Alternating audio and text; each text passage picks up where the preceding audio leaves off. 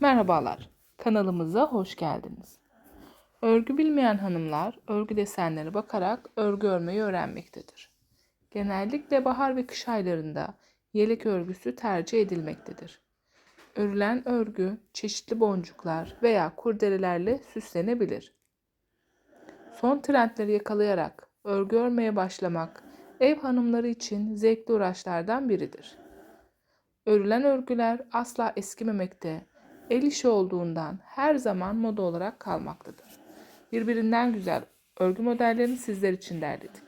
İyi seyirler.